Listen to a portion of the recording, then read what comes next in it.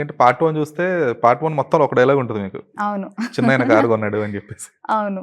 అలాంటిది పార్ట్ 2 చూస్తే అసలు కథ సెకండ్ హాఫ్ నడిచేదే మీ వల్ల. అవును. సో, అంటే మీకు ఫస్ట్ స్టోరీ చెప్పినప్పుడే ఇవన్నీ చెప్పున్నారా అసలు సుకుమార్ గారు? అవునండి. ఫస్ట్ అప్పుడు 'పుష్ప 1' టైమ్‌లో లుక్ టెస్ట్స్ అవి చేస్తున్నప్పుడే ఇలాంటి సీక్వెన్సెస్ ఉంటాయి అని చెప్పి నాకు అర్థమైంది. స్టోరీ అంటే ఇలా డైలాగ్స్, స్టోరీ అలా కాకపోయినా సీక్వెన్సెస్ ఎలా ఉంటాయని లుక్ టెస్ట్ ద్వారా కొంచెం డీటెయిల్స్ తెలుసు నాకు. ఓకే. బట్ పార్ట్ 1లో ఒక్క జస్ట్ ఇంట్రొడక్షన్ ఒకటే స్టార్ట్ అయింది. అండ్ ఆ సినిమా నేను చేశానని చాలా మందికి తెలీదు గూడా. 'పుష్ప 1' నేను చేసినట్టు. ఎవరో ఒక అమ్మాయి గేట్ దగ్గర ఉండి ఆ డైలాగ్ చెప్తుంది అని మాత్రమే తెలుసు. రైట్. క్యారెక్టర్ కాదు. సో బట్ పార్ట్ 2లో స్టోరీ స్టార్ట్ అయింది నా పోర్షన్. సో దానికి రావాల్సిన గుర్తింపు ఇప్పుడు వస్తుంది. ఓకే. ఎందుకంటే ఫస్ట్‌లో ఇనీషియల్‌గా అనుకున్నప్పుడు ఇది 2 పార్ట్స్ కాదు కాబట్టి అవును. మీరు ఎక్స్‌పెక్ట్ చేసుంటారు.